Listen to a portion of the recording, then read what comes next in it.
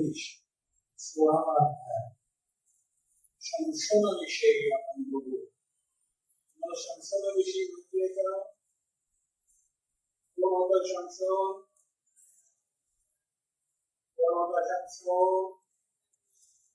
त्याच्या एवढा ताकदवान माणूस आज पर्यंत जगात झालेला नाही. एवढी ताकद त्याचा 16वा अध्याय त्याच्याकडे सगळं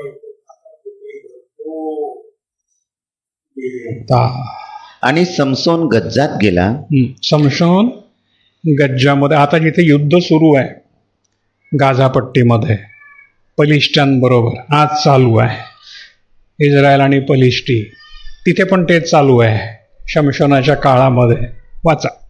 तेथे त्याने एक कसबीन पाहिली. काय पाहिली? वेश्या म्हणजे त्यांना समजेल का? वेश्वा माहिती आहे का? वेश्या माहिती आहे, धंदा करणारी बाई. हा देवाचा दास होता. याच्यावर देवाची अतिशय कृपा होती, आशीर्वाद होते त्याच्यावरती, आणि त्याला एवढी ताकद दिली होती देवाने जगाच्या निर्मितीपासून जगाच्या शेवटापर्यंत अशी ताकद कोणालाही दिलेली नाही.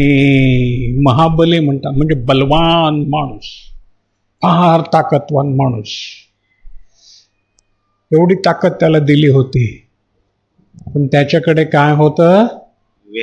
विवेक नव्हता. त्याने कसबीण बघितली, एक बाई, धंदा करणारी बाई बघितली. तेव्हा पण होत्या धंदा करणाऱ्या बायांना, आज पण आहेत. बघितली आणि काय झालं पुढे? वाच बाबा. आणि समशोन आला आहे असे गज्जाकरांना कोणी सांगितले. मग त्याने त्याला घेरा घालून सारी रात्र नगराच्या वेशीत त्याच्यासाठी दबा धरला. थांबा, आता मी पुन्हा नीट सांगतो. गोष्ट सांगायला पाहिजे ना तुम्हाला, गोष्ट सांगतो. गज्जेकर म्हणजे पलिष्ठी आणि इस्रायली यांचा पहिल्यापासून वाकड, आणि शमशोन हा इस्रायलाचा योद्धा, महावीर असा होता. हा कुठे गेला? शत्रूच्या राज्यात गेला, गज्जाला गेला. आणि गज्जामध्ये त्याने काय पाहिली? एक बाई. आणि त्या लोकांना, शत्रूच्या लोकांना समजलं शमशोन इथे आला आहे. मग काळ्याने काय केलं? सगळे राखत बसले लपून, का आज याला साफ करायचा. बस पुढे. आणि ते सारी रात्र गुपचूप राहिले. आणि ते सगळे रात्र गुपचूप लपून राहिले. ते म्हणाले, सकाळी उजाडेपर्यंत त्याला राहू द्या. त्याला सकाळ होईपर्यंत त्याला राहू द्या. मग आपण त्याला जीवे मारू. मग आपण त्याला ठार मारू. तो रात्रभर कुठे होता? त्या बाईच्या घरात रात्रभर होता. आणि ह्या लोकांना माहिती होतं हा तिकडे आहे त्या घरात. ते म्हणाले, राहू द्या याला रात्रभर, सकाळी काटा काढू त्याचा, साफ करू. मस्त पुढं. मग समसोन मध्यरात्रीपर्यंत निजला. समसोन मध्यरात्रीपर्यंत निजला. मग मध्यरात्री उठून त्याने नगराच्या वेशीची 2 कवाडे, वेशीची कवाडे व 2 बाह्या व अडसर ही धरून काढली.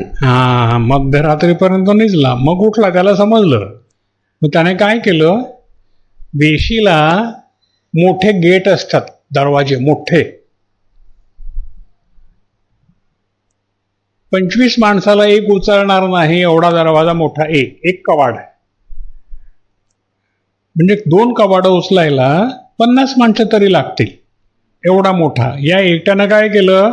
दोन्ही उचकून काढले खांबासहित. एवढी ताकद त्या माणसाची. उचकून काढले. पुढे काय झालं बघ. आणि ती आपल्या खांद्यावर उचलून घेऊन हेब्रोना समोरल्या डोंगराच्या शिखरावर नेली. खांद्यावर घेतली, दोन्ही कवाड डोंगरावर चढला वरती. आणि त्याला मारायला जे बसले होते ते तसेच बसत राहिले. पुढे त्यानंतर असे झाले की सोरेक खोऱ्यातली एक स्त्री त्याला आवडली. आणखीन त्या सोरेत खोऱ्यातली त्या दुसऱ्या गावातली एक बाई त्याला आवडली.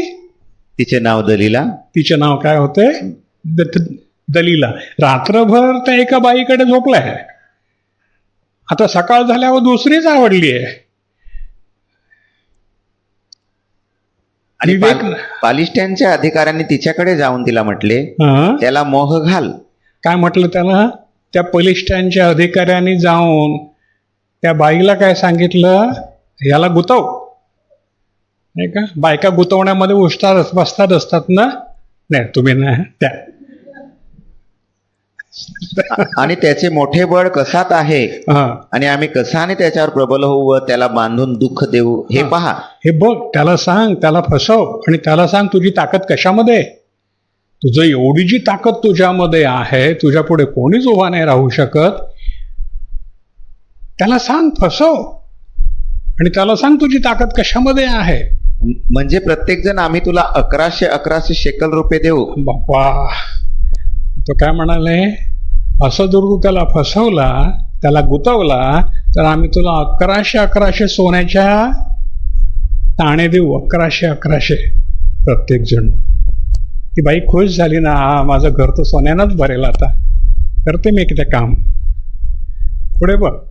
मग दलीला समसोनाला म्हणाली, मी तुला विनंती करते, तुझे मोठे बळ कसात आहे आणि तुला स्वाधीन करायला कसाने बांधावे हे मला सांग बरे. गोड गोड बोलली, डोक्यावरून हात फिरवला. दादा तू फार बेश हो, मला सांगणार आहे तुझी ताकद कशात आहे. सांग ना, सांग ना. अरे फार लाडीगोडी करतात ना का अशा बायका. लाडीगोडी केली. असा पुरुष कशामध्ये फसतो? दारूत फसणारा कशात फसेल? दारूमध्ये.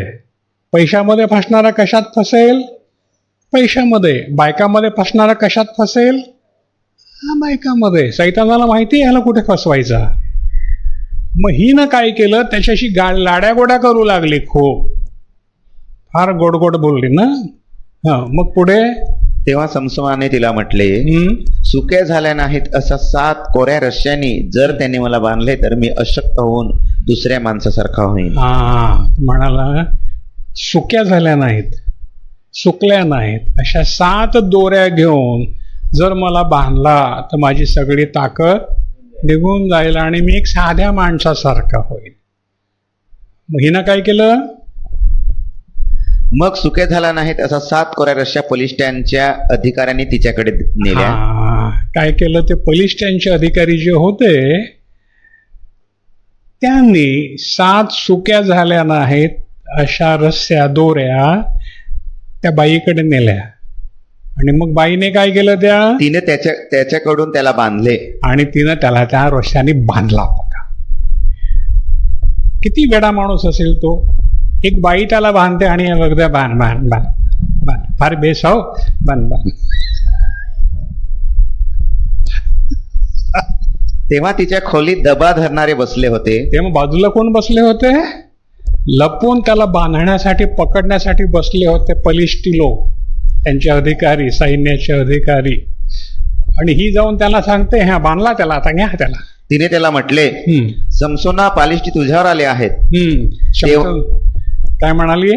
समसोना, ते पलिष्ठी तुझ्यावरती आले, तरी बांधलाय तूच, आणि तूच त्याला समसोनाला सांगते हे पलिष्ठी तुझ्यावरती आलेत बघ.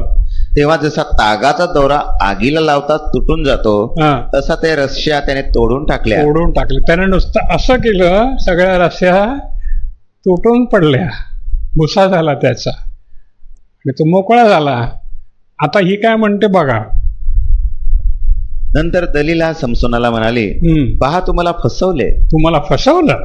माझ्याशी त्याला फसवलं ते नाही सांगते की तू मला फसवलं, माझ्याशी लबाड्याच केल्या. माझ्याशी लबाड्याच केलं. तू गोडगोड सांग, तू मी तुझ्यावर प्रेम करन, येम करन, तेव्हा खोटं माझ्याशी लबाड्याच करीस तू. आता मी तुला विनंती करते, तुला कशाने बांधावे हे मला सांग. आता परत मला सांग, मी तुला पाया पडते, विनंती करते, तुला कशाने बांधायचं ते मला सांग.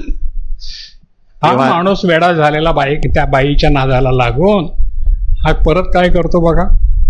तेव्हा त्याने तिला सांगितले, उपयोगात न आणलेल्या नव्या दोऱ्यांनी जर ते मला घट्ट बांधतील तर मी अशक्त होऊन दुसऱ्या माणसासारखा होईन. काय म्हणाला तो? अजून परत वापरल्याच नाहीत अशा दोऱ्या, नव्या दोऱ्याने जर मला बांधला तर माझी ताकद जाईल. बरं चला, ही खुश. 1100 रुपये मिळणार आहेत ना, शकेल म्हणजे सोन्याची नाणी, नाही का? मग दलिलाने नवे दोर घेऊन हा. त्याच्याकडून त्याला बांधले. नवे दोर आणले दलिलाने आणि काय केलं? त्याला बांधलं. बांधला. मग त्याला म्हटले, समसोना पालिष्टी तुझ्यावर आले आहेत. बघ शमशोना, ते पलिष्टी तुझ्यावर आले आहेत. दबा धरणारे तर खोलीत बसले होते. दबा धरणारे लपून कुठे बसले होते? दुसऱ्या खोलीत बसले होते. तेव्हा त्याने ते दोर सुतासारखे आपल्या बाहूवरून तोडून टाकले. परत त्याने ते सूत कसं तोडतात तसे ते दोर मोठे मोठे फटकन तोडून टाकले. आता दलीला काय म्हणते? मग दलीला समसोनाला म्हणाले, अजून तू मला फसवीत आहे. अजून तू मला फसवा, खोटं खोटं नाटक कर, मी तुझ्यावर प्रेम कर, हे कर आणि माझ्याशी लबाड्या करीत आहेस. माझ्याशी लबाड्या कर. तुला कसाने बांधा हे मला सांग. आता परत मला सांग, तुला कशाने बांधायचा? अरे पण त्याला कशाला, तू तिच्यावर प्रेम कर ना, मग त्याला बांधायचा कशाला? तिला पैसे पाहिजेत आणि ह्याला ती पाहिजे. तिला काय पाहिजे? पैसा. आणि ह्याला काय पाहिजे? ती. विवेक नाही. पुढे तेव्हा त्याने तिला म्हटले, जर तू माझ्या डोक्याचे 7 बटा ताण्यात विणशील तर हे होईल. माझ्या डोक्याच्या 7 बटा. बटा माहिती आहेत का? वेण्या. त्या काळामध्ये तो नाजीर होता, म्हणजे त्याच्या आईनं नवस केला होता, जर तू मला मूल देशील तर मी त्याचे डोकं केस कापणार नाही. वाचा पुढे. मग तिने त्या खुंटी मारून त्या बंद केल्या आणि त्याला म्हटले, समसोना पालिष्टी तुझ्यावर आले आहेत. बघ त्यांनी काय केलं, तिनं काय केलं, त्या बट्यामध्ये खुंट्या मारल्या आणि त्या बांधल्या फिट. तिला वाटलं खरंच आता ह्याची ताकद जाईल. आणि त्याला म्हटले, समसोना पालिष्टी तुझ्यावर आले आहेत. अरे शमशोना, ते बघ शत्रू तुझ्यावर आलेत. यानं काय केलं? तेव्हा तो आपल्या झोपेतून जागा झाला आणि विनायची खुंटी व ताना घेऊन गेला. दोऱ्याने बांधलेले त्याचे ते बटा त्याच्या सकट घेऊन गेला. आता काय झालं? मग ती त्याला म्हणाली, तुझे हृदय माझ्यावर नसता मी तुझ्यावर प्रीती करतो असे तू कसे बोलतो? कसं बोलतो? तुझं हृदय माझ्याकडे नाही. तू खोटं बोलून मला सांगतो मी तुझ्यावर फार प्रेम कर ना, तू मला फसव. एवढ्या वेळा तू मला फसवलं, माझे पैसे बुडाले. या 3 वेळा तू मला फसवलं. 3 वेळा तू मला फसवलं. आपलं मोठं बळ कशात आहे मला सांगितलं नाही आणि तुझी शक्ती कशात आहे ते तू मला सांगितलं नाही. आणि असं झालं की तिने आपल्या बोलण्याने त्याला सारा दिवस पेचात घालून फार दिवस छळ, फार छळ. चल तू येऊच नको, चल तू येऊच नको, मी चालायला लाग नको, चल येऊच नको, तू मला फसव.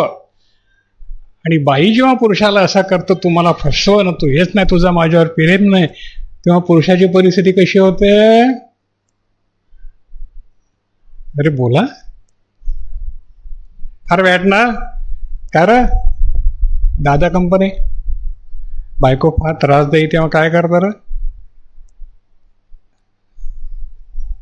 त्याच्याशी अशी जिकीर केली की मरणा एवढा त्याच्या जीवाला त्रास झाला. त्याच्या जीवाला एवढा त्रास दिला ना तिने, काना बिचारा वेडा झाला होता. का वेडा झाला? विवेक नव्हता. त्याला समजायला पाहिजे की ही बाई मला ठार मारणार आहे. त्याला समजायला नको, ही बाई मला ठार मारणार आहे. आंधळा झाला. कशामुळे? विवेक नसल्यामुळे.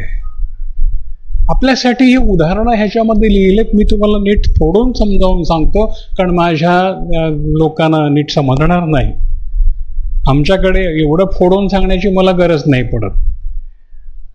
ते शी म्हटलं का शिरगावाला पोचतात. आपल्याकडे तसं नाही, आम्हाला तो नीट समजावून सांगायला लागतं. पुढे काय झालं? तेव्हा त्याने आपले सर्व मनोगत तिला कडून म्हटले. तो एवढा त्रासला, एवढा कंटाळला. मग त्यानं आपलं हृदय आपलं मन खरं खरं तिच्याकडे मोकळं केलं. काय म्हणाला तो? माझ्या डोक्यावर वस्त्रा कधी फिरला नाही. काय म्हणाला? माझ्या डोक्यावर वस्त्रा कधी फिरला नाही. कारण मी आईच्या पोटी झाल्यापासून देवाचा नाझीर आहे. मी आईच्या पोटी झाल्यापासून मी देवाचा सेवक आहे. माझे मुंडन झालं तर माझं बळ माझ्यापासून निघून जाईल. माझे केस काढले, माझं मुंडन झालं तर माझी शक्ती माझ्यापासून निघून जाईल. आणि मी अशक्त होऊन दुसऱ्या एखाद्या माणसासारखा होईल. अशक्त होईल, दुसऱ्या माणसासारखा होईल.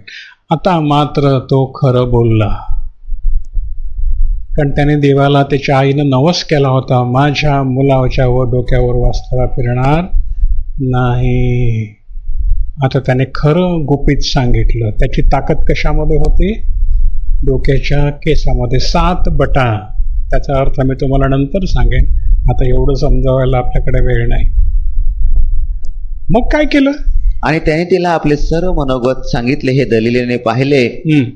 तेव्हा तिने पालिष्टांच्या अधिकाऱ्यांना बोलावणे पाठवून म्हटले, यावेळेस या, कारण त्याने आपले सर्व मनोगत मला सांगितले आहे. आता या. आता तो खरं बोललाय. दुश्मनाला तिनं बोलावून घेतलं. तेव्हा पालिष्टांचे अधिकारी आपल्या हातात रुपे घेऊन तिच्याकडे गेले. मग तिने त्याला आपल्या मांडीवर निजवले. बघा, एवढ्या मोठ्या पुरुषाला तिनं मांडीवर निजवलं आणि त्याचे केस व एका माणसाला बोलावून त्याच्या डोक्याच्या 7 बटा मुंडवल्या. 7 बटा, 7 नियम मुंडवून टाकले. देवाचे 7 नियम कापून टाकले. मग ती त्याला जाचू लागली आणि मग ती त्याचा छळ करू लागली व त्याचे बळ त्याच्यातून गेले. त्याची शक्ती निघून गेली. देवानं त्याला सोडलं. विवेक गेला, देवानं सोडून दिलं. आता काय झालं? आणि ती बोलली, समसोना, पालिष्टी तुझ्यावर आले आहेत. आणि ती म्हणाली, शमशोना, पलिष्टी तुझ्यावर आले आहेत. तेव्हा तो आपल्या झोपेतून जागा होऊन म्हणाला, मी पूर्वीप्रमाणे बाहेर जाऊन अंग झटकीन, परंतु यहोवाने त्याला सोडले, हे त्याला ठाऊक नव्हते. त्याला वाटलं आता मी परत बाहेर जाईन, माझं अंग झटकीन, माझी ताकद मला परत येईल आणि मी त्यांच्या सगळ्यांचा भुसा करीन. पण यहोवानं त्याला सोडलं हे त्याला माहीत नव्हतं. आणि पलिष्ठाने त्याला धरून त्याचे डोळे फोडले. आणि पलिष्ठाने त्याला धरला आणि काय केलं? त्याचे डोळे फोडले. आणि त्याला खाली गज्जात नेऊन पितळी बेड्यांनी बांधले. आणि गज्जात नेला खाली, बेड्याने बांधला. डोळे फुटलेले आहेत, बेड्याने बांधलेला आहे. मग तो बंदीशाळेत दडीत राहिला. बंदीशाळेमध्ये काय करीत राहिला? दळायला लावला त्याला पीठ. एवढा मोठा ताकदवान माणूस विवेक नसल्यामुळे, एका बायकोमुळे, बाईमुळे बर्बाद झाला. कोणी फसवलं त्याला? एवढ्या मोठ्या ताकदवान माणसाला एका बाईने. बाईचं व्यसन. फार वाईट ना? आपल्याकडे देवानं हे आपल्यासाठी लिहून ठेवलंय. जर कोणी अयोग्य मार्गानं बाईच्या मागे लागेल, तिच्या मोहात पडेल, तर त्याची दुर्दशा अशी होते. आपल्यासाठी आहे.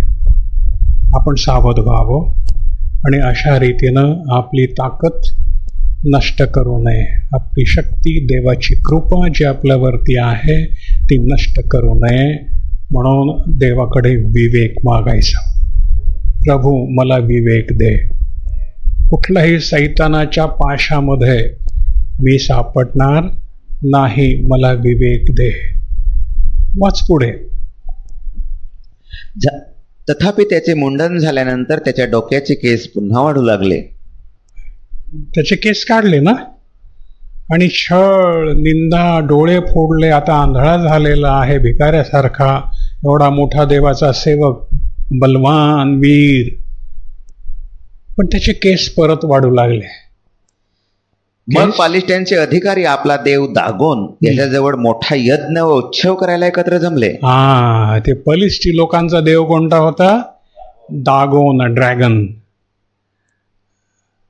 त्या देवाजवळ उत्साह करायला, सण करायला जमले की देवानं त्यांचा शत्रू, त्यांच्या देवानं त्यांचा शत्रू त्यांच्या हातात दिला असं त्यांना वाटायला लागलं. आमच्या देवानं आमचा शत्रू आमच्या हातात दिला. ते म्हणाले, आमच्या देवाने आमचा शत्रू समसोन आमच्या हाती दिला आहे. आमच्या देवानं आमचा शत्रू शमशोन आमच्या हाती दिला आहे. आणि तेव्हा लोकांनी त्याला पाहून आपल्या देवाची स्तुती केली. त्यांच्या देवाची स्तुती केली लोकांना त्याला पाहून. देवाचा सेवक अशा रीतीनं पाहून. देवाच्या सेवकानं, तुम्ही सर्वजण देवाचे सेवक आहात हे पक्क लक्षात ठेवा की आमच्यामुळे शत्रूला आपल्या देवाची निंदा करायची संधी देऊ नका. नेहमी म्हणा, माझ्यामुळे तुझं नाव थोर मानले जावं. माझ्यामुळे तुझे नाव थोर मानले जावं. मी माझं बळ स्त्रियांना देणार नाही. मी विवेकाला सोडणार नाही, कारण ते माझं बळ आहे. हालेलुया. शमसोनाचं बळ विवेक होतं, पण त्याने विवेकाला सोडलं आणि त्याचं बळ निघून गेलं. प्रियानो, आपलंही बळ विवेक आहे. आपण जर विवेकाला सोडू तर आपलं बळ, आपली शक्ती निघून जाईल आणि हे राष्ट्राचे लोक आपला छळ करतील. बस पुढे. कारण त्यांनी म्हटले, आमचा शत्रू आमचा देश ओस करणारा, ज्याने आमच्यातल्या बहुतांचा घात केला, त्याला आमच्या देवाने आमच्या हाती दिला आहे. आमच्यापैकी अनेकांना त्याने मारलं आहे. त्या आमच्या शत्रूला देवानं आमच्या हातात दिला आहे. आणि असे झाले की त्यांची हृदय हर्षित झाली. तेव्हा त्यांनी म्हटले, समसोनाला बोलवा, म्हणजे तो आम्हास खेळ असा होईल. समसोनाला बोलवा, आमच्या समोर तो काय होईल? खेळ. आम्ही त्यांना भोचू, दगड मारू, हे करू, सांगू तुला कोणी मारला सांग. खेळ होईल. मग त्यांनी समसोनाला बंदीशाळेतून बोलावले आणि तो त्यांच्या पुढे खेळ असा झाला. खेळ असा झाला. कोणी लाथा मारू लागलं, कोणी थोबाडीत मारू लागलं, कोणी काय करू लागलं, कोणी काय करू लागलं. खेळ असा झाला. आणि त्याला त्यांनी खांबाच्या मध्ये उभे केले. खांबाच्या मध्ये त्याला उभं केलं. आणि ज्या तरुणाने त्याचा हात धरला होता त्याला समसोन म्हणाला, ज्या खांबावर घर उभा आहे ते मला चापसू दे, म्हणजे मी त्यावर टेकेन. काय म्हणाला शमशोन? ज्या खांबावर घर उभा आहे तो मला दाखव, कारण तो आंधळा आहे.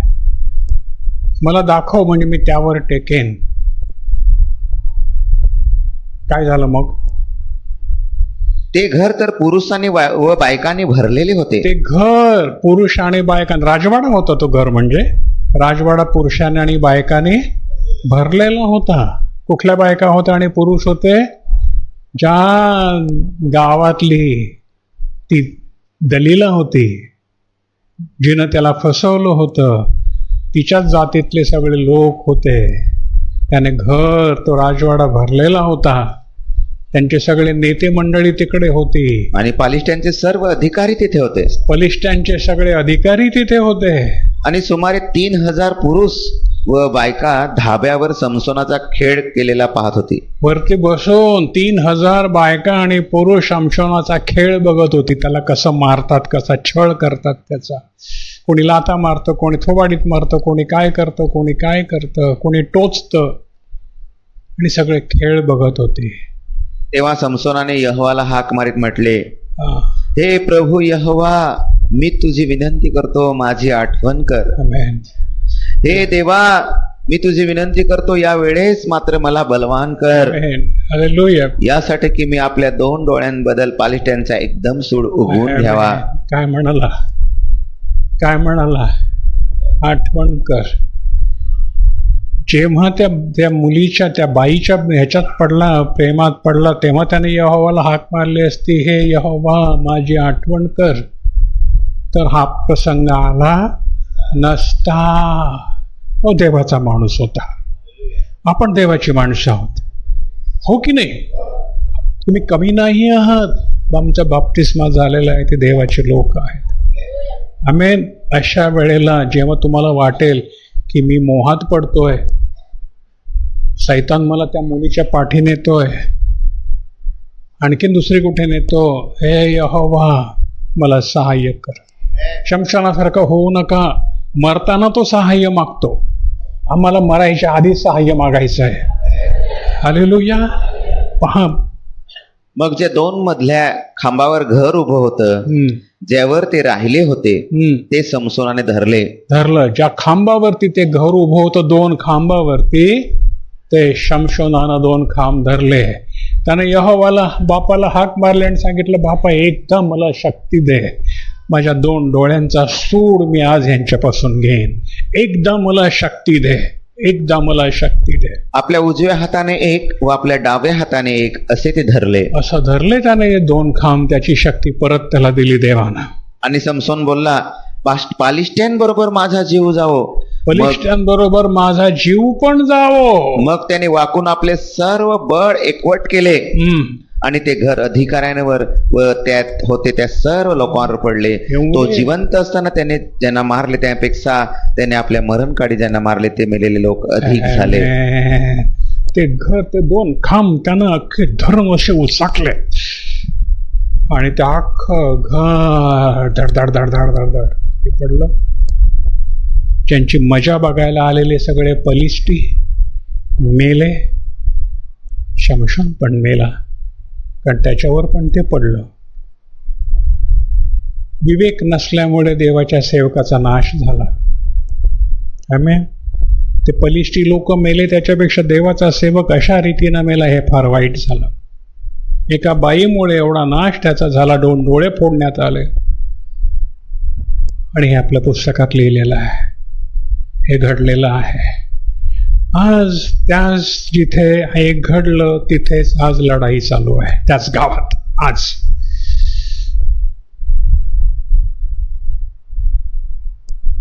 उद्या ही लढाई आपल्या गावापर्यंत येईल. आम्हाला शक्ती कोण देईल? यहोवा. ती कशी? विवेक, बरे आणि वाईट असं ज्ञान. हे वाईट आहे मी करणार नाही, हे बरं आहे हे मी करेन. प्रभू त्यानं मरणाच्या वेळेला हाक मारली, यहोवा माझ्या बापा मला शक्ती दे.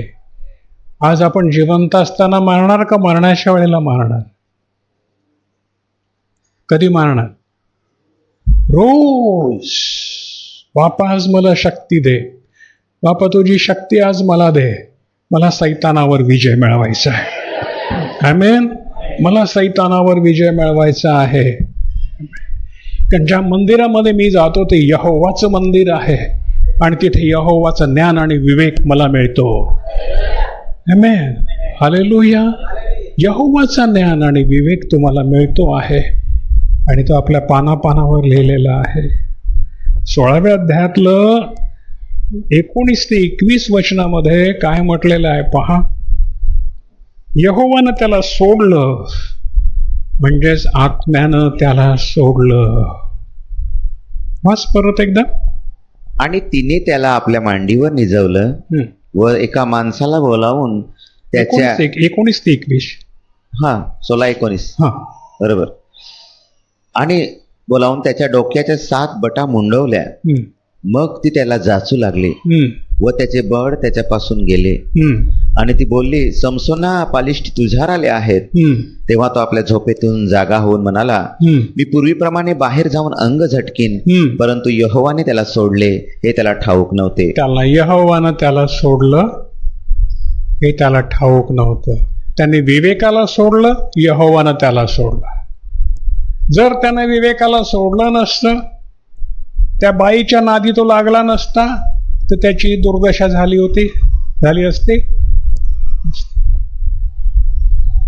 आपल्यातले कित्येक लोक बाप्तिस्मा घेऊन माघार गेले बाईमुळे, नवलीच्या नादी लागले. कित्येक बायका गेल्या. का?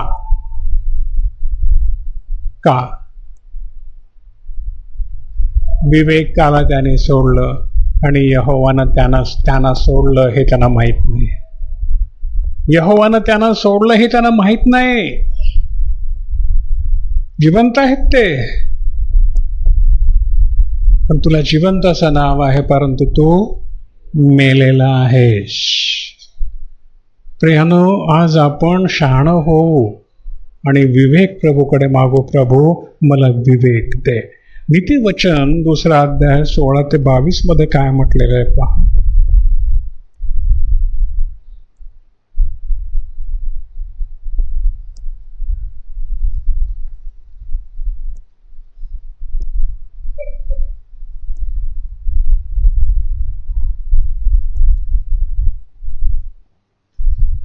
नीतिवचन 2 अध्याय नीतिसूत्र 2 अध्याय 16 वचन 16 ते 22. पान नंबर 785. तुला परस्त्रीपासून जी परकी स्त्री हम्म, आपल्या वचनाने आर्जव करते, हम्म, जी आपल्या तरुणपणाचा सांभाळणारा सोडते हम्म, आणि आपल्या देवाचा करार विसरते, हम्म. तिच्यापासून सोडवायला विवेक तुला सांभाळेल. कोण तुला सांभाळेल?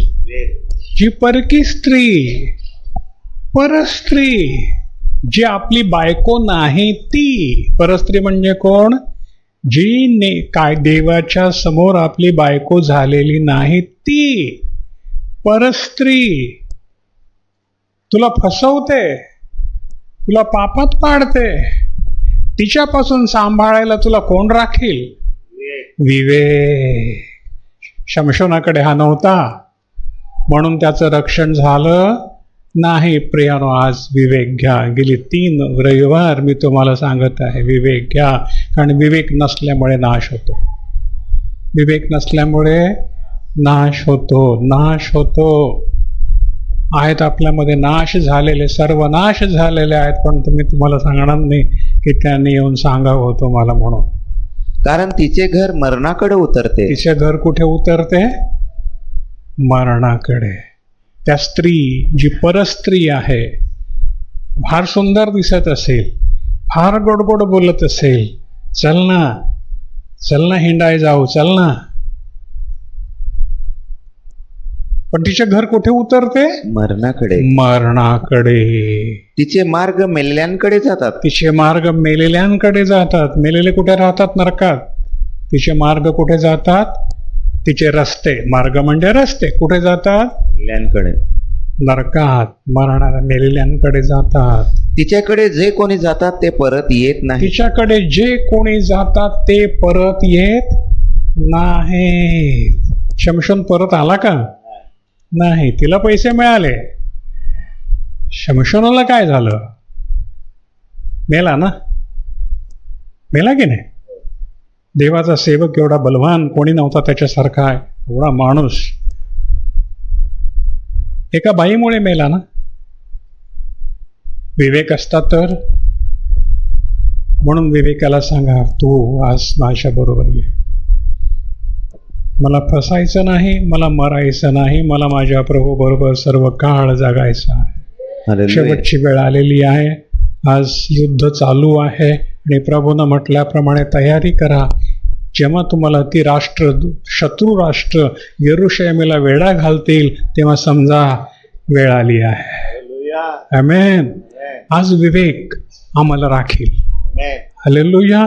विवेक नसेल तर आपण प्रभूकडे जाऊ शकणार नाही, मुळीच नाही. म्हणून आज विवेक घ्या.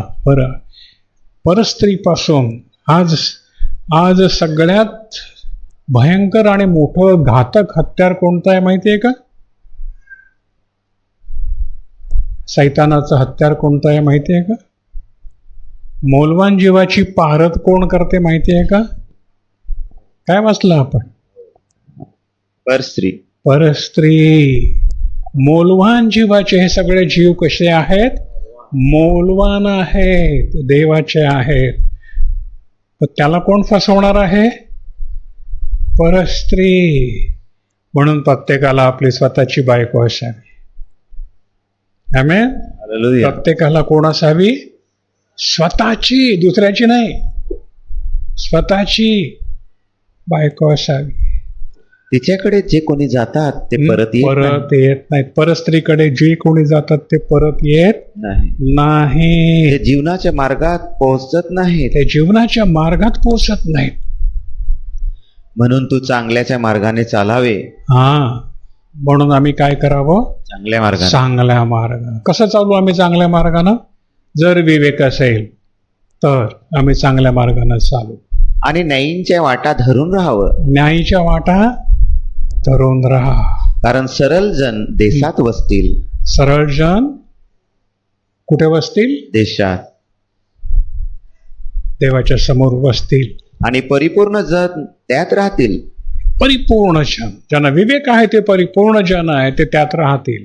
परंतु दुष्ट पृथ्वीतून छेदून टाकले जातील. दुष्ट पृथ्वीतून छेदून टाकले जातील. आणि दगलबाज तिच्यातून उपटून टाकले जातील. आमेन, हालेलुया. दगलबाज तिच्यातून उपटून टाकले जातील. आपल्याला कोणालाही दगा द्यायचा नाही. विवेक आपल्याला घ्यायचा आहे.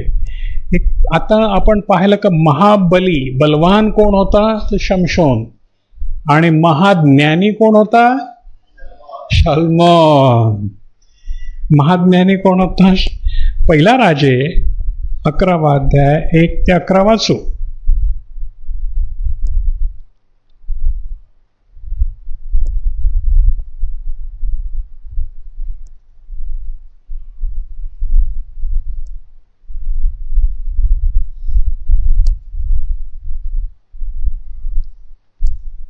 पहिला राजे 11वा अध्याय 1 ते 11.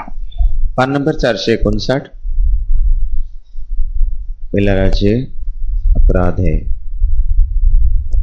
सलमोनाच्या बायका त्याला मूर्तीपूजेकडे ओढतात.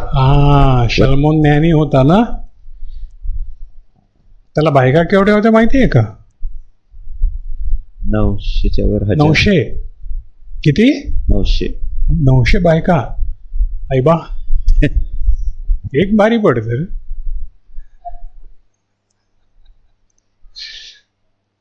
एक बायको सांभाळायला काय र? अरे सांगा ना काय र? पप्पा 1000 बायका. 1000 बायका. बघ, 100 आणखी वाढले त्यात. 700 बायका आणि 300 उपपत्न्या. नवल्या. 300 नवल्या. किती नवल्या? 300. बायका किती? 700. 700 बायका. त्या 700 बायकांना पण भरलं नाही. 300 नवल्या. 300 नवल्या आणल्या. 1000 पुरे. 1000 पुऱ्या केल्या बाबाच्या.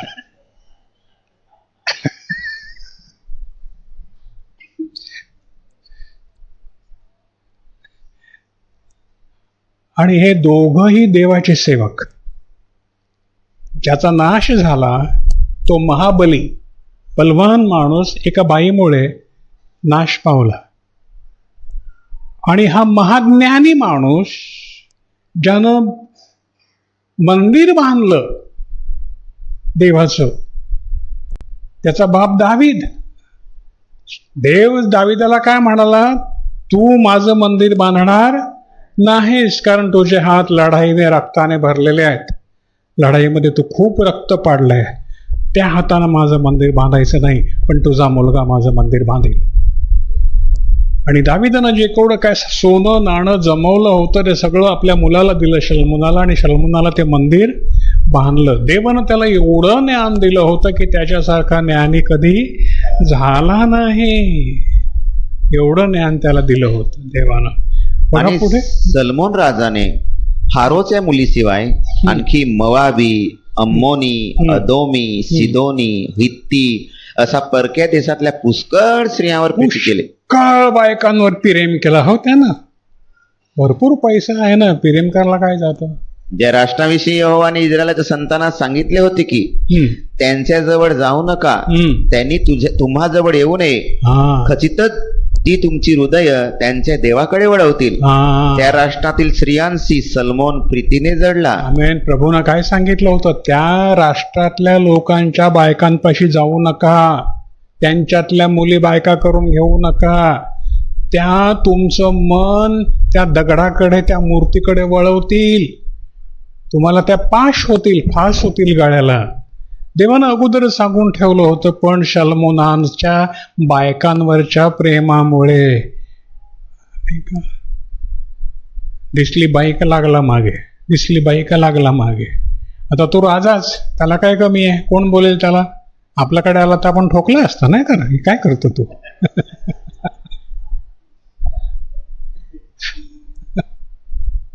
त्याला 700 बायका राजकुमारी, 700 बायका राजकुमारी, 300 उपपत्नी, 300 नवल्या उपपत्नी होत्या.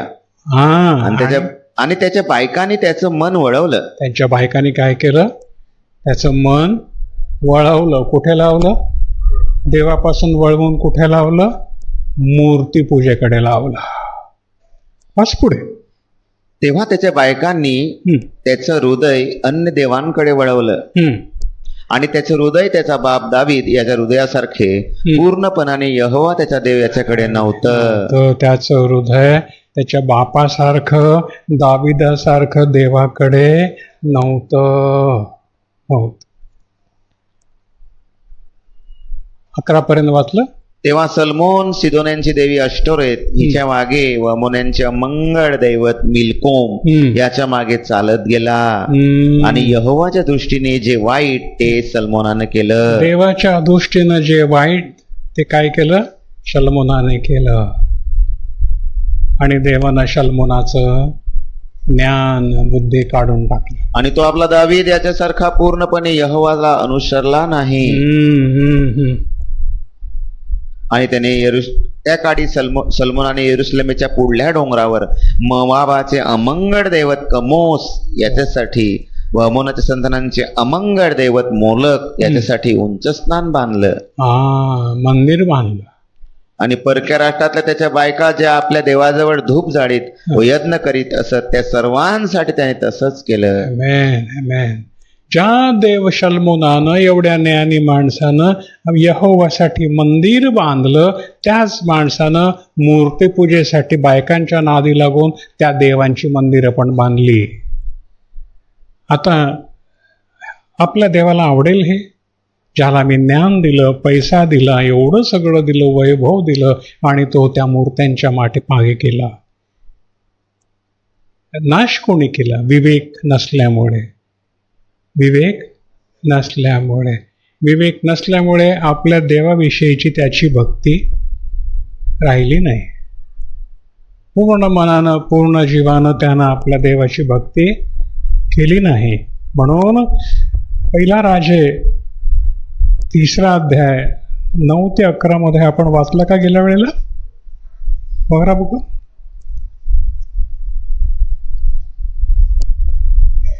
पान नंबर 445. पहिला राजे 3रा अध्याय 9 ते 11. नववचन. तर तुझ्या लोकांचा न्याय करायला मी बरे आणि वाईट यांचा विवेक करावा म्हणून समजणार हृदय तू आपल्या सेवकाला दे. आमेन, हालेलुया.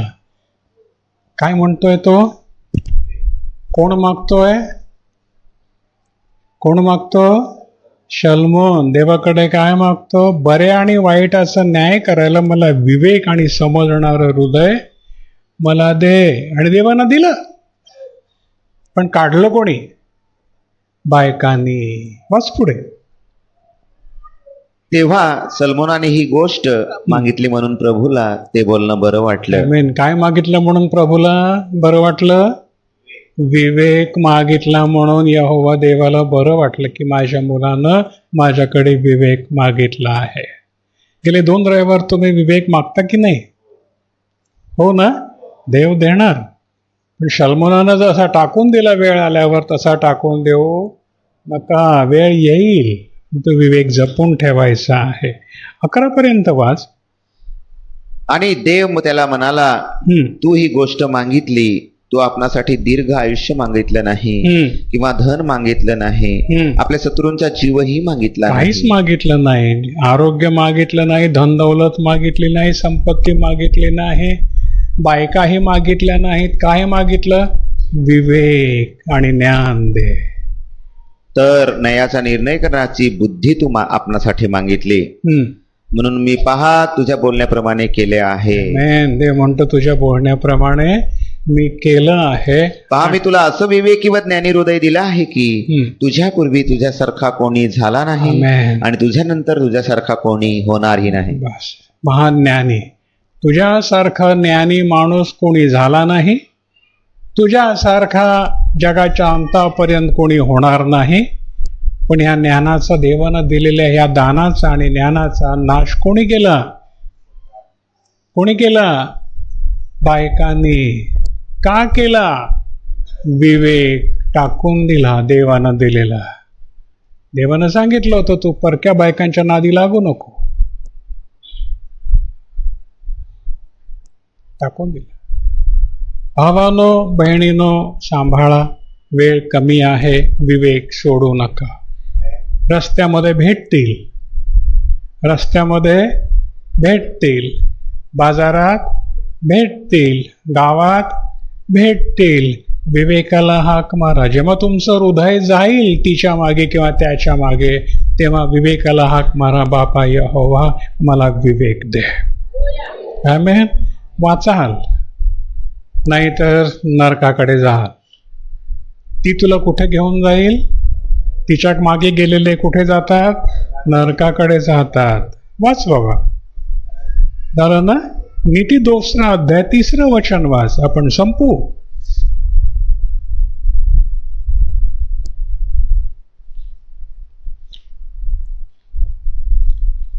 नीती वचन 2 अध्याय 3 वचन. नीती 2:3, पान नंबर 785. होय, जर तू विवेकासाठी आरोळी करशील आणि बुद्धीसाठी आपला शब्द मोठ्याने उच्चारशील, जसा रुपयाचा तसा तिचा शोध करशील आणि जसे गुप्त ठेवीला तसे तिला ओळखशील, तर यहोवाचं भय तुला समजेल. आमेन. देवाचं ज्ञान तुला प्राप्त होईल. आमेन. आमेन. मोठ्यानं आरोळी करायची. कशासाठी? विवेकासाठी. मोठ्यानं आरोळी करायची. आपण काय मागायला येतो? आशीर्वाद ना. पण आशीर्वाद कसा मिळेल? विवेक असेल तर. म्हणून आशीर्वाद मागण्याच्या आधी विवेक मागा. प्रभू मला विवेक दे. विवेक म्हणजे बरं आणि वाईट समजणारं हृदय मला दे. हालेलुया. 2 भाऊ जेव्हा भांडण करत असतील तेव्हा न्याय करण्याची शक्ती मला दे. नवरा बायकोमध्ये जर कुठल्या बाजूच्या घरामध्ये नवरा बायकोमध्ये भांडण झालं असेल तर त्यांच्यामध्ये न्याय करण्याची शक्ती मला दे. मुलगा जर आईला किंवा बापाला शिव्या मारत असेल तर न्याय करण्याची आणि योग्य मार्गदर्शन करण्याची शक्ती मला दे. तुमच्याकडे ही शक्ती असेल तर तुम्ही भांडणं सोडवू शकता, नाही का? तुमचा मुलगा जर वाईट मार्गाला जात असेल तर तो विवेक तुमच्याकडे असेल तर तुम्ही तुमच्या मुलाला समजावू शकता. हालेलुया. तुमच्या मुलानं एखादी मुलगी केली आणि उद्या तिला वचन दिलं मी तुझ्याशीच लग्न करीन आणि मग तिला टाकून दिलं, नाही करणार, मला पसंत नाही, तर आई बापाचं कर्तव्य काय? न्याय करणं. बरोबर आहे? हे कोण करू शकेल? ज्याला विवेक आहे तो. जो मुलाची बाजू घेईल तो नाही करू शकणार. जो मुलीची बाजू घेईल तो नाही करू शकणार. त्याला विवेकाचं हृदय लागेल. हालेलुया. बऱ्याच गोष्टी आहेत आपल्यामध्ये, मंडळीमध्ये. विवेकाचं हृदय लागेल न्याय करायला. मंडळीमध्ये लोक कशासाठी येतात?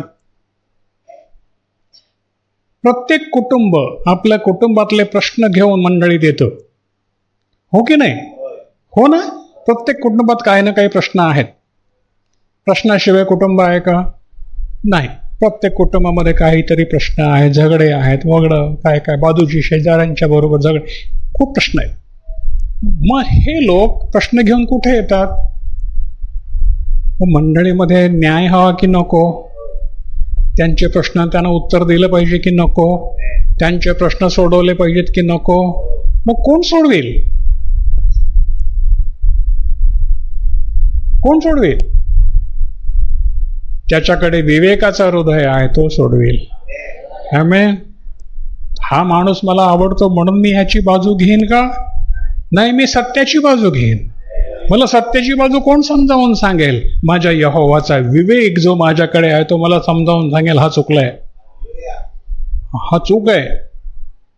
तो पक्षपात करणार नाही, तो अन्यायीचा पक्ष घेणार नाही, तो मित्राचा पक्ष घेणार नाही, तो बापाचा पक्ष घेणार नाही, तो मुलाचा पक्ष घेणार नाही, तो बायकोचा पक्ष घेणार नाही, तो सत्याचा पक्ष घेईल.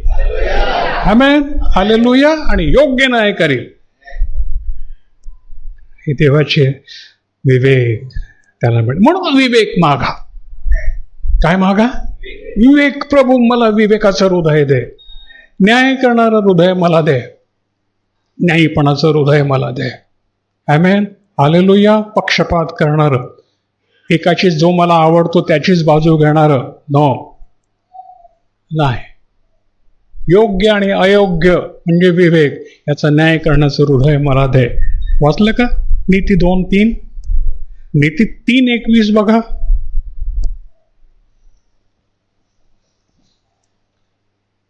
नीती 3:21, माझ्या मुला ही तुझ्या डोळ्यांपासून दूर न जावोत. ज्ञान व विवेक यांना सांभाळून ठेव. ज्ञान आणि विवेक यांना तू काय कर, सांभाळून ठेव. आपण 2 मोठी उदाहरणं पाहिली, खूप आहेत. 2 मोठी उदाहरणं पाहिली. विवेक नसल्यामुळे शमशोनाचा नाश झाला, विवेक नसल्यामुळे शल्मोन ज्ञानीचा नाश झाला. दोघांचाही नाश. सगळ्यात मोठे बलवान आणि महाज्ञानी, दोघांचाही नाश झाला विवेक नसल्यामुळे. तर त्याच्यापेक्षा आपण तो खूपच लहान लोक आहोत. आपल्याकडे एवढी मोठी ताकद पण नाही आणि आपल्याकडे एवढं मोठं ज्ञान पण नाही. पण आपल्याकडे विवेक जरा आहे तर आम्ही वाचू. बस. ताकद नसली तरी चालेल, ज्ञान नसलं तरी चालेल, पण देवाकडे या विवेक जर मागितला आणि आम्हाला तो दिला देवानं, तर आम्ही वाचू आणि अनेकांना वाचू. Hallelujah, hallelujah. आजपर्यंत आपण इथे आलो, आजपर्यंत एवढे लोक जमलो, विवेकामुळे जमलो. हालेलुया. आपल्या प्रकाशकडे विवेक होता, प्रकाश आईकडे विवेक होता, म्हणून तिनं लोकांना जमवलं. आमेन. घरोघरी फिरली, देवाच्या मार्ग त्यानं शिकवले. अशिक्षित बाई, परंतु विवेकाला शिक्षण नकाची गरज नाही, तर देवापासून मिळतं. आमेन. विनोद आहे, आपल्याकडे लोक पोरं आहेत, विवेक आहे त्यांच्याकडे, ते विवेकानं पुढे चालतात. तोंड देखला न्याय करणार नाहीत. हा विवेक आम्हाला वाचविल, शेवटपर्यंत वाचविल आणि देवाच्या राज्यामध्ये आपल्याला उभं करेल. म्हणून आज विवेक मागा, विवेक मागा. नीती 2:11-12 बघा.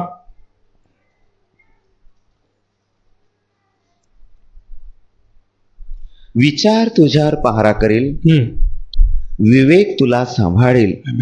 विचार तुझ्यावर पहारा करेल. विचार, विचार, बरं आणि वाईटाचा विचार तुझ्यावर पहारा करील आणि विवेक तुला सांभाळेल. सांभाळेल. कोण सांभाळेल आम्हाला? विवेक. विवेक तुला वाईट मार्गापासून, कपट बोलणाऱ्या मनुष्यापासून सोडवायला तो तुला सांभाळेल. सांभाळेल. वाईट माणसापासून सोडवायला कोण तुला सांभाळेल? विवेक तुला सांभाळेल. चल र दारू प्यायला जाऊ, चल र मजा करू, चल आज माझा पगार झालाय, चल आज मी तुला पार्टी देतो, चल. कोण सांभाळेल? कोण सांभाळेल? Hallelujah, hallelujah. पहा, सैतान फसवायला येईल, विवेक तुला सांभाळेल. बायानो, मुलींनो, सैतान फसवायला येईल. भेटेल कोणीतरी, मी तुझ्यावर फार प्रेम कर. कोण सांभाळेल अशा वेळेला? विवेक. विवेक. विवेक घ्या. सर्वात मौल्यवान गोष्ट विवेक घ्या. स्वतःचं रक्षण होईल आणि मंडळीचेही रक्षण तुम्ही कराल. तर तुमच्यामधून ज्ञानी माणसं निपजतील, विवेकी माणसं निपजतील, ज्याची आज जगाला गरज आहे आणि तुमच्याद्वारे जग तारलं जाईल. Hallelujah, hallelujah. नीती 2:11-12 झालं का? नीती 19:11 मध्ये काय म्हटलंय बघा.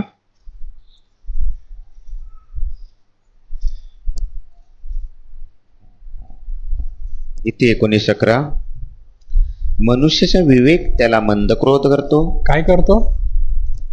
मनुष्याचा विवेक मंदक्रोध करतो. मंदक्रोध म्हणजे काय? कमी राग. रागापासून वाचवतो. राग गिळायला शिकवतो. आणि अपराधाकडे कानाडोळा करणे ही त्याची शोभा होती. आमेन. आणि काय? अपराधाकडे कानाडोळा. ह्यानं माझं वाईट केलं ना, जाऊ दे, करू दे.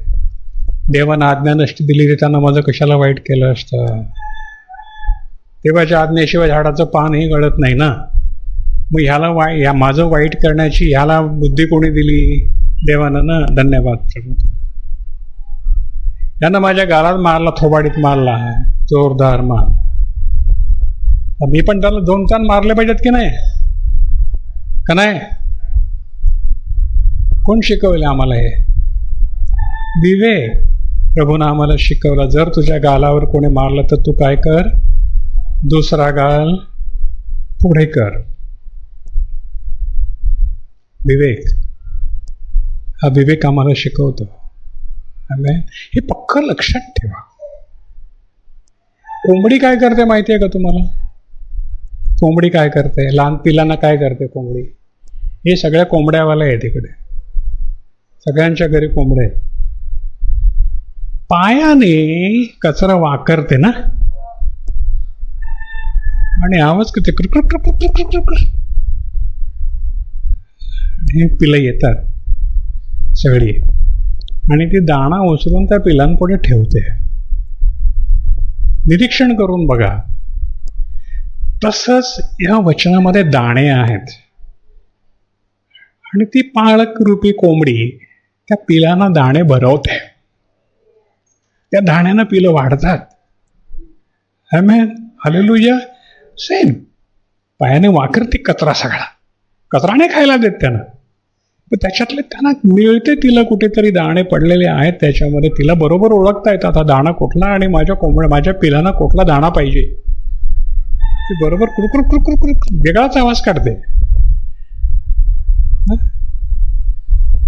दाणे. पाळकाचं काम, तुमच्या पुढे असणाऱ्या देवाच्या सेवकाचं काम हेच आहे. ह्या बायबलमधली पवित्र शास्त्रातली वचनं तुम्हाला खायला द्यायचं. मनुष्य केवळ भाकरीने नाही, देवाच्या मुखातून निघालेल्या प्रत्येक वचनानं जगेल. ही वचनं तुमच्या पुढे आणलेली आहेत. देवानं मला दिली, मी तुम्हाला दिली. आमेन. तशीच तुम्हाला द्यायची आहेत. पण पहिलं विवेक मागा. हालेलुया. विवेक मागा, विवेकाचं हृदय मागा, प्रभू तुम्हाला देईल. नीती 19:11 पाहिलं का? झालं ना? आता आपण पुढे जाऊ. नीती 11:22. 11:22 वचन.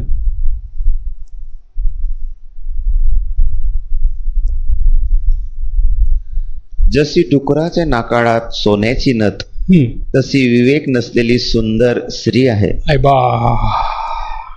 मी जबाबदार नाही.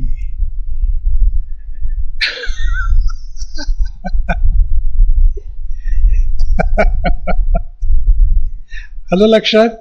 परत वाच रे बाबा, मोठ्याने वाच जरा. जशी डुकराच्या नाकाळात सोन्याची नथ, तशी विवेक नसलेली सुंदर स्त्री आहे.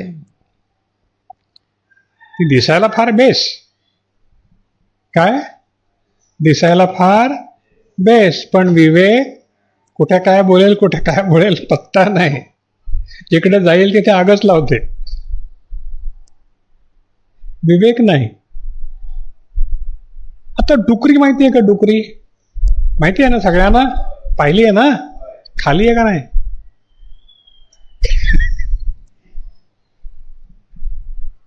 नाही खाली? खाली ना. आता तिच्या नाकामध्ये सोन्याची नथ घातली तर कशी दिसेल र?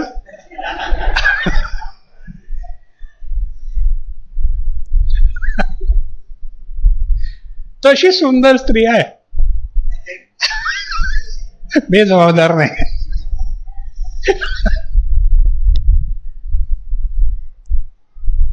बेस दिसल नाही, त्या नथीची दया येईल ना आपल्याला.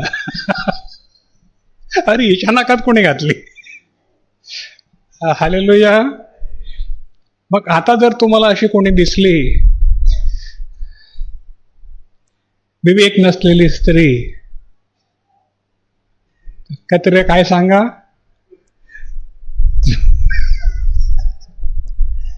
तुझ्या नाकात सोन्याची नथ. काय समजायचं ते समजायचं. हालेलुया. बघा हो नवरे, तुम्हाला हे ऐकवणार आता. मी जबाबदार नाही. आधीच सांगितलं. नवरे तुम्हाला हे ऐकवणार, सांग तू फार बेस्ट दिस, पण नाकात सोन्याची नथ आहे तुझ्या. ते डोकरी नाही बोलणार, तुम्हाला मार खायला लागेल.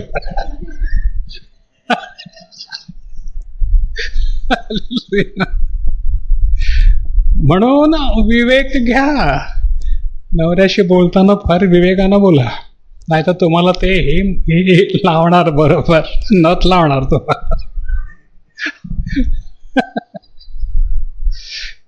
सगळे विचार करायला लागला, यांच्यापासून वाचायचं कसं. वाचा पुढे. 11:22 झालं ना. त्याच्यानंतर उपदेशक 2:9 मध्ये बघा.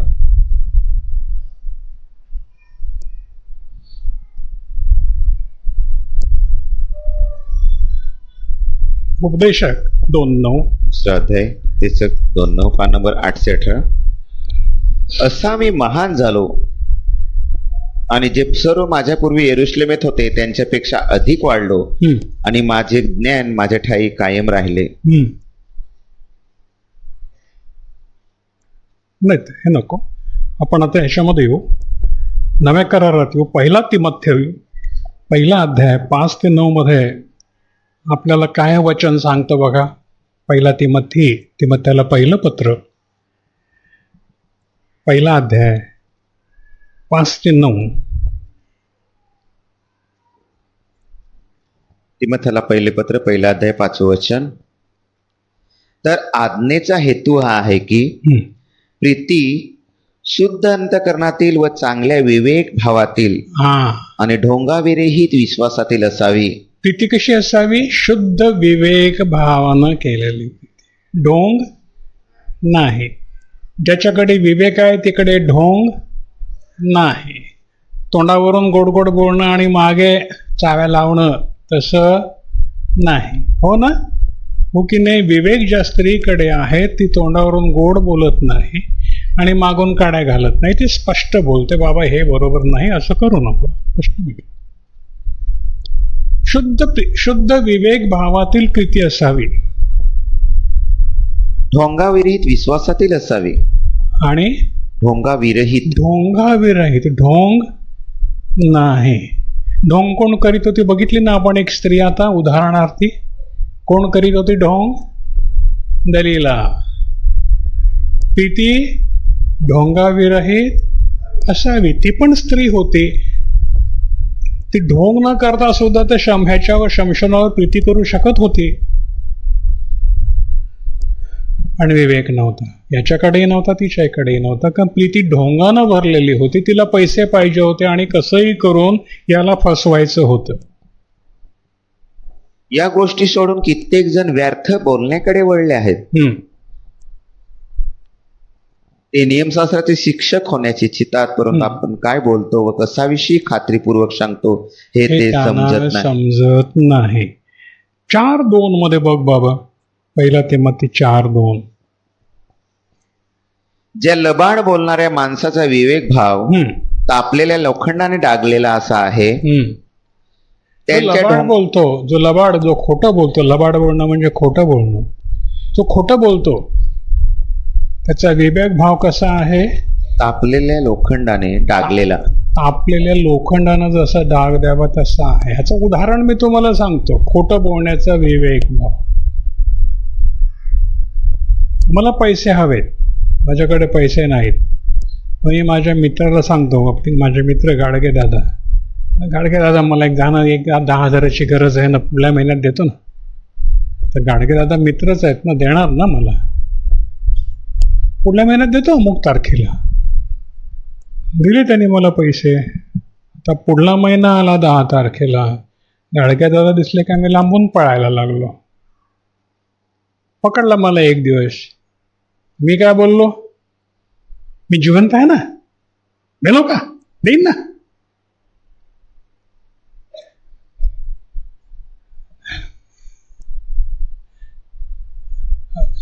असं कोणी आहे का आपल्यात?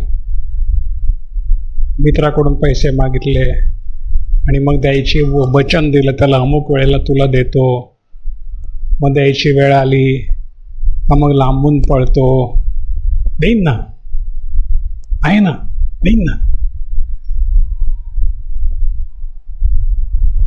लबाड माणूस, याचा विवेक भाव लबाड आहे. म्हणून जर कोणाकडे पैसे मागायचे असतील, मागायची पाळी येते, तर त्या माणसाला कधी परत देणार ते नीट सांगा, कारण आम्ही देवाची लोक आहोत. आम्हाला खोटं बोलता येणार नाही. नीट सांगा, बघ बाबा, माझा अमुक तारखेला पगार होईल, दुसऱ्या दिवशी मी तुला देईन. पण जर बोलाल तर होय तर होय, नाही तर नाही. जो ज्याच्याकडे विवेक आहे त्याचं बोलणं होय तर होय, नाही तर नाही असं असतं. खोटं बोलणार नाही, त्याचा विवेक भाव तापलेल्या लोखंडानं डागलेला असा नाही. आणि जर त्या वेळेला त्याला पैसे द्यायची त्याच्याकडे पाळी नसेल, तो आधीच जाऊन सांगेल, दादा तुला मी सांगितलं होतं मी तुला आज पैसे देतो, पण आज माझ्याकडे पैसे नाहीत, माझा पगार झाला नाही, किंवा समजा जे काय असेल ते त्याला सांगा, मला क्षमा कर, तुला पुढल्या वेळेला देतो. दुसरी गोष्ट, मला आज नोकरीच नाही आहे, मला पैसे पाहिजे. मी कोणाला तरी पकडतो, तुला सांगतो मी अमुक तारखेला तुला देईन. मला माहिती आहे मी देऊ शकत नाही आहे त्याला, पण मला नोकरीच नाही आहे, किंवा माझी नोकरी गेली आहे, किंवा काय आणखीन केलंय. मग मी खोटं बोलून त्याच्याकडून पैसे घेतो, तर मी त्याला फसवतो की नाही? माझं बोलणं लबाडीचं झालं की नाही? सरळ सांगा, मला पैसे हवेत, प्लीज मला मदत कर. कधी मी तुला देऊ शकेन मला माहीत नाही, पण मी तुझे पैसे बुडवणार नाही, मी नक्की देईन. कधी देईन मला माहीत नाही, कारण मला नोकरी नाही. हा विवेक, हा विवेक. हालेलुया. उष्ण मागतो आपण ना, बायकांना उष्ण मागायची पाळी खूप वेळाला येते. बाय मला अमुक उष्ण देणं, बाय मला तमुक उष्ण देणं. पण कधी द्यायची ती विचारेल, तुम्हाला कधी देणार तू? तिला सांगा, अमुक तारखेला अमुक वेळेला मी तुला देईन. शब्द दिला तो पाळा. पाळता येणार नसेल तर आधी सांगा, बाय मला माहिती नाही, पण माझ्याकडे आले की मी तुला देईन, नक्की देईन, मी खोटं बोलणार. सरळ सांगा. तिनं दिले तर ठीक, नाही दिले तरी ठीक. आमेन.